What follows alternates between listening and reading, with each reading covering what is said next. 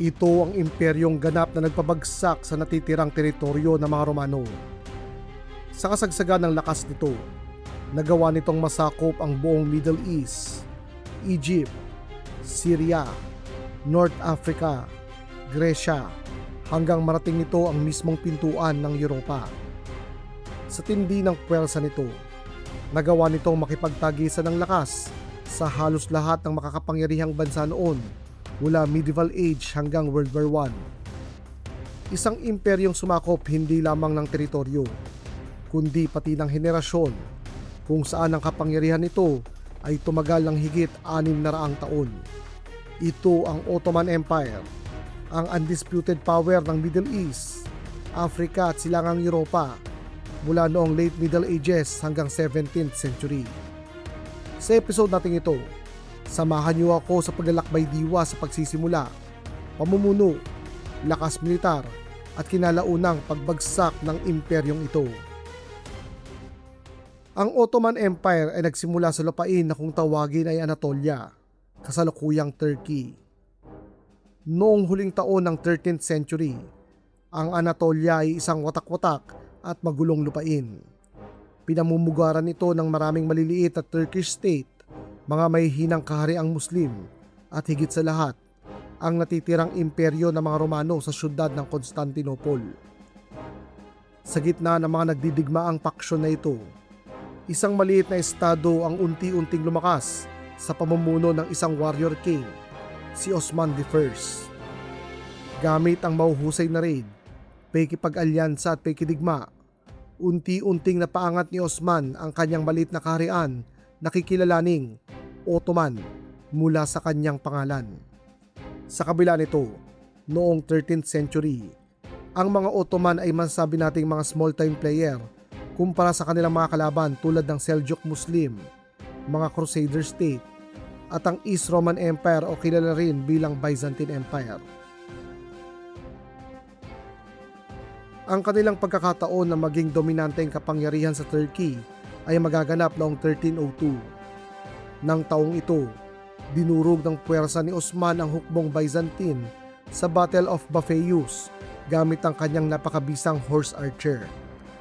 Sa pagkapanalong ito ni Osman, nakamit niya ang respeto ng marami sa mga Turkish tribe na agarang sumanib sa kanyang puwersa. Samantala, ang puwersang Byzantine naman ay umatras sa kanilang mga kastilyo, sanhi upang mawalan sila ng kontrol sa mga lupain sa labas ng kanilang mga syudad. Ang kahinaang ito ng Byzantine Empire ay sinamantala ng bagong kapangyarihan ni Osman at kanilang sinakop ang mga lupain sa paligid ng Constantinople. Si Osman ay nasawi, ngunit siya ay sinundan ng mahuhusay na tagapagmana na tunay na magpapalawak ng kapangyarihang Ottoman sa Europa, Asya at Africa. Sa pamumuno ng kanyang apo na si Murad I, ang Ottoman Empire ay tumawid patungo ng Europa, kung saan kanilang sinakop ang malaking bahagi ng Balkan region na kinabibilangan ng Serbia, Bulgaria at kinalaunan pati ng Hungary. Sa puntong ito ng kasaysayan, ang maliit na kahariang Ottoman ay umangat para maging isang ganap na imperyo na.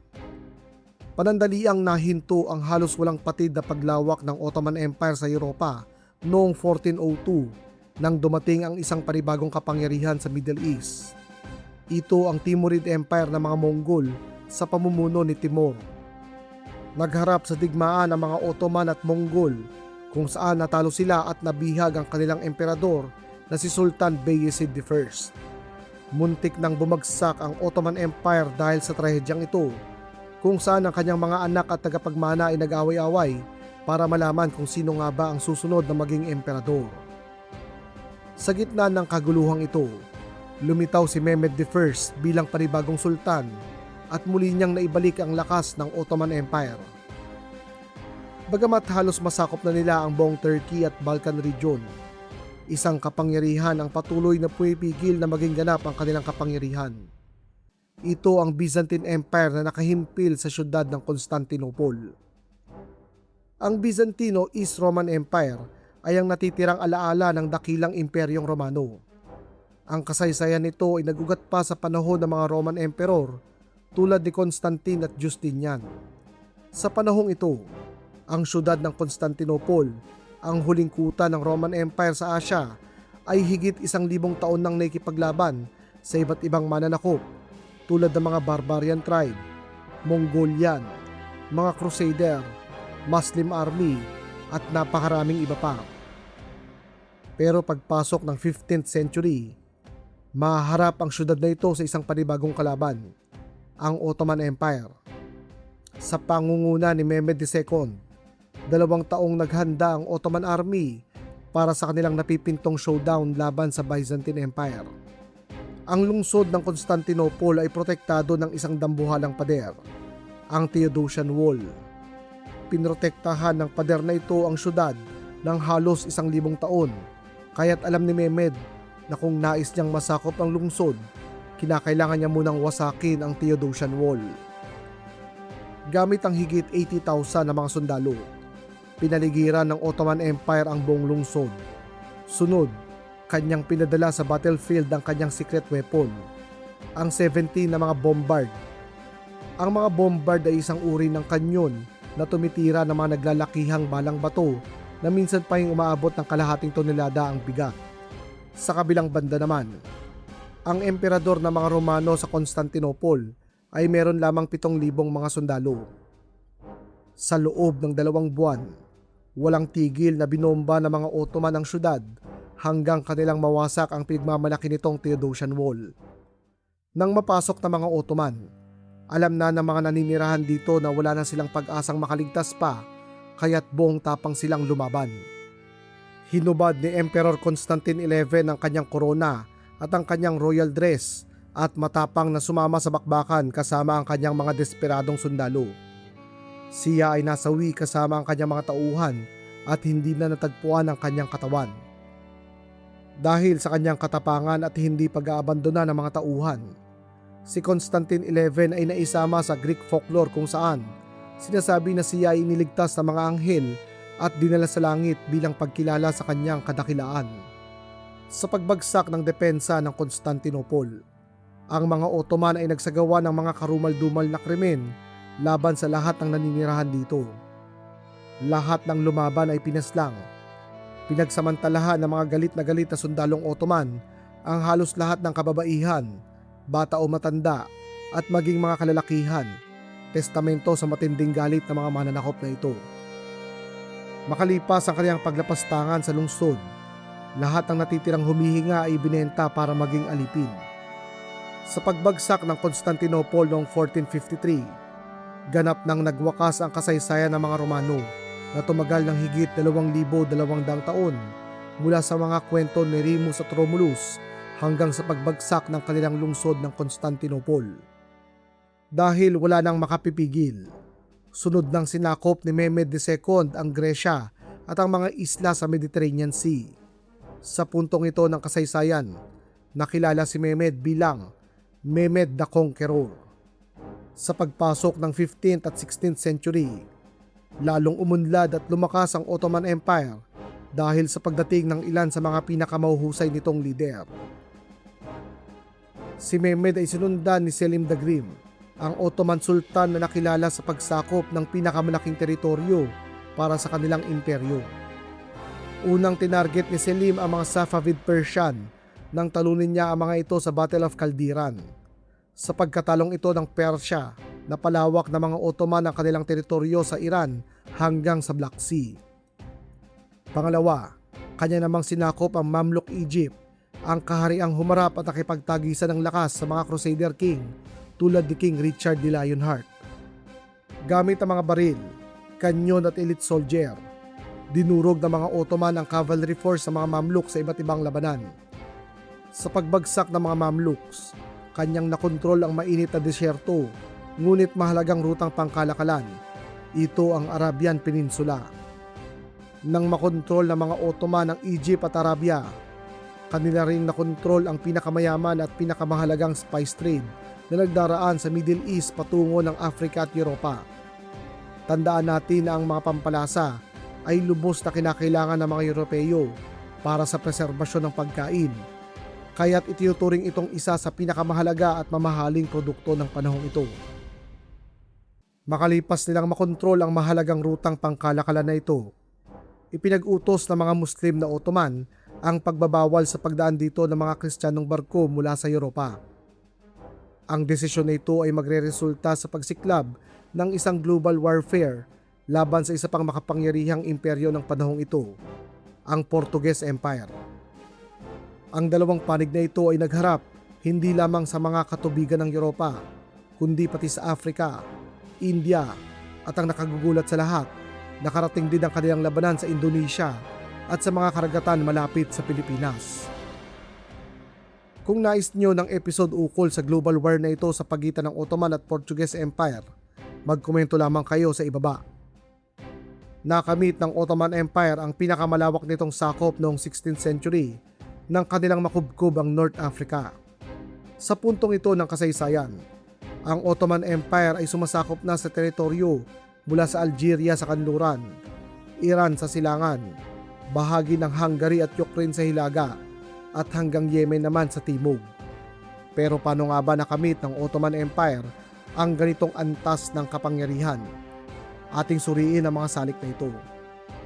Ang unang advantage ng mga Ottoman sa kanilang mga kalaban ay ang kanilang maramihang paggamit ng baril at iba pang mga gunpowder weapon. Noong 15th at 16th century, ang mga Ottoman ang nangunguna pagdating sa gunpowder technology.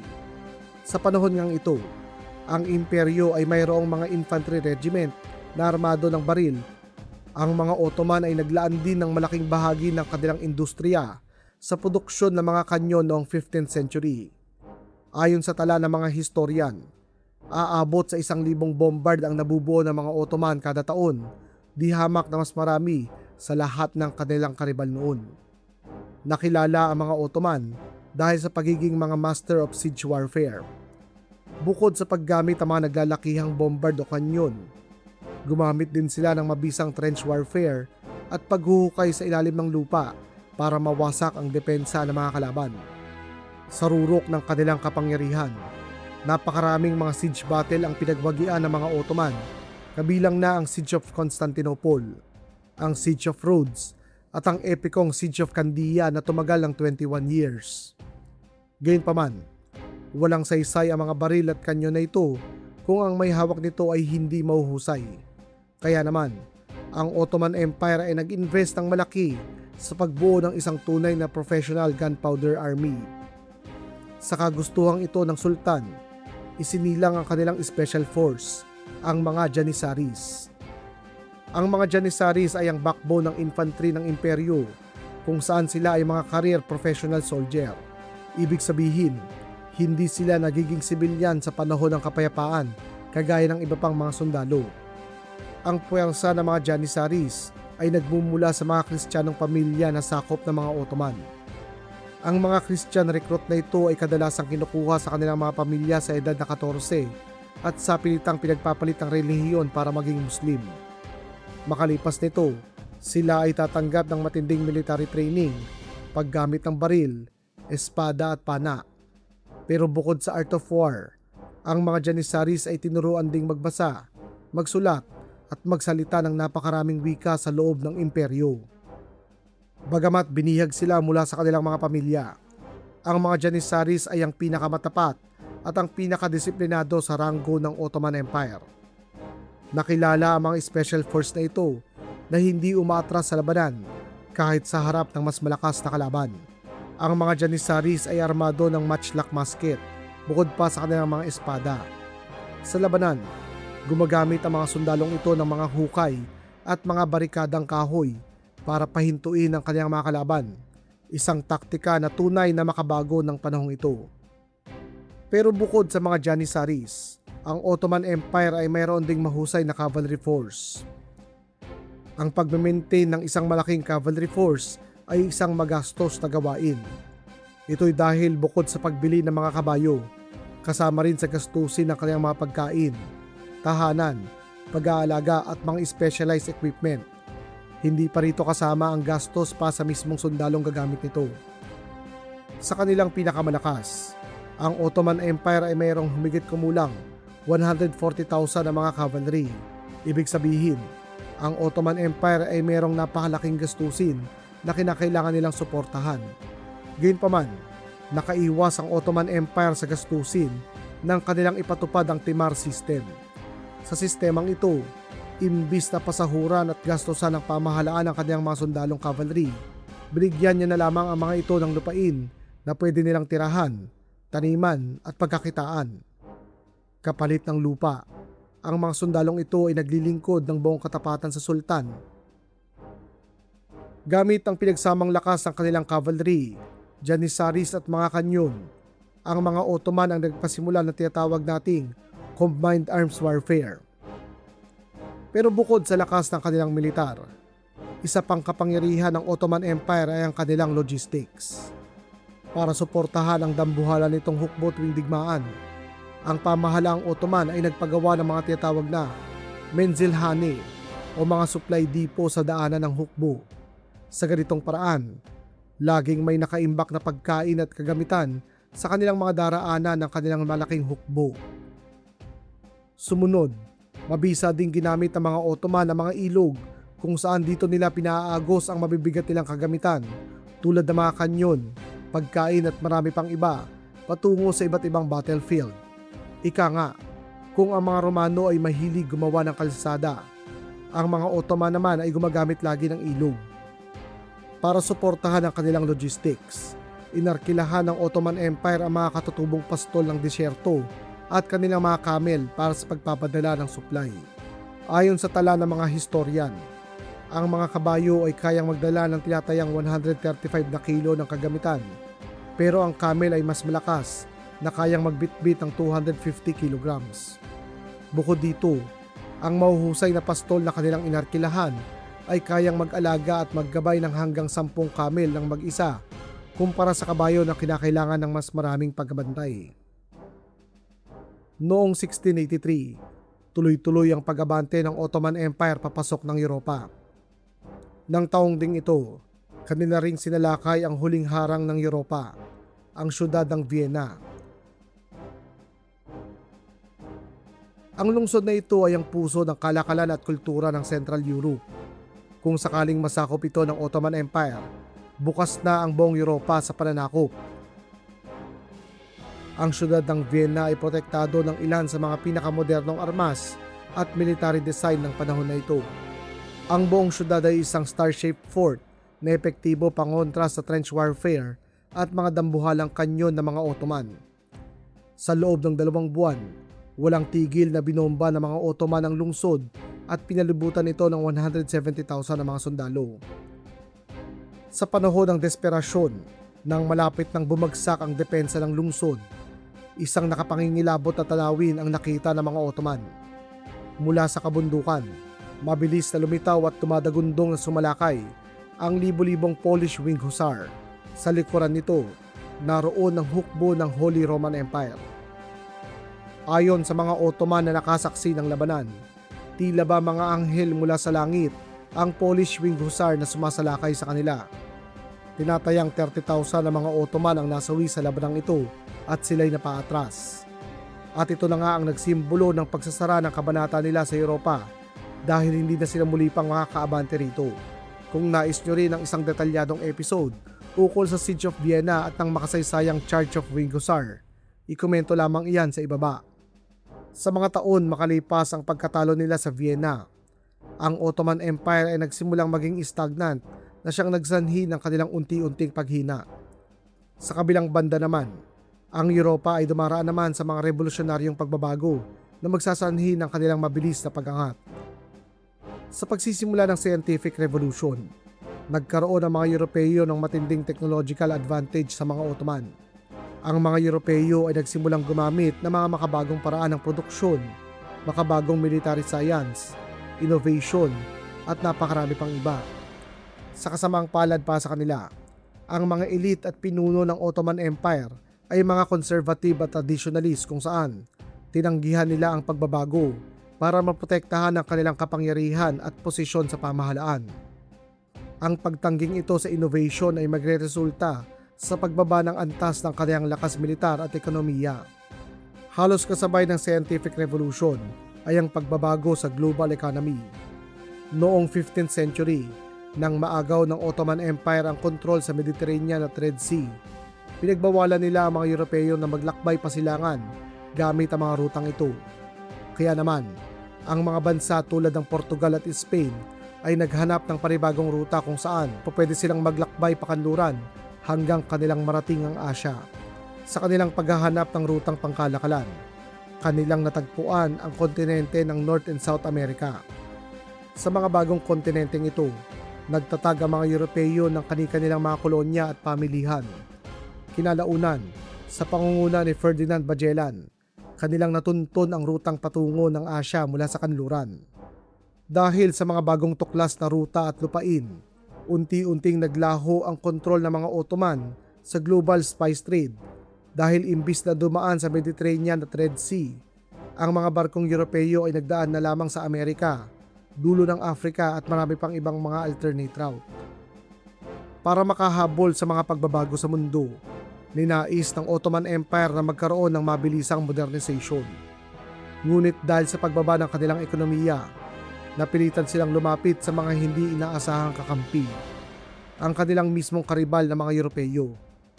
Pagsapit ng 1875, ang Ottoman Empire ay nabaon na sa utang sa France, Great Britain, ang kanilang kaaway na Austria-Hungary, Netherlands, Belgium at maging Germany. Sa kasamaang palad pa sa Ottoman Empire, ang magastos na modernization ay pumalpak ng tanggihan ng mga makalumang elite ng lipunang Ottoman ang mga pagbabago. Karagdagan pa, ang kanilang mga inaasahang janissaries ay naging corrupted, mahina at nilamon na ng politika. Mula sa pagiging elite force, ang pagiging janissary ay naging mabilis na paraan para yumaman.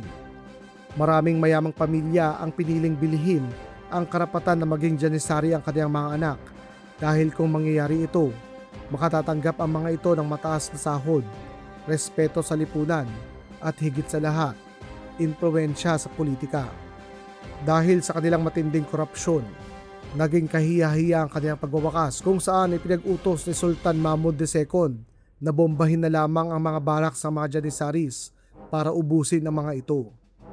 Gayunpaman, ang naging pinakamabigat na dagok ng naghihingalong Ottoman Empire ay tumama sa kanila noong huling bahagi ng 18th century.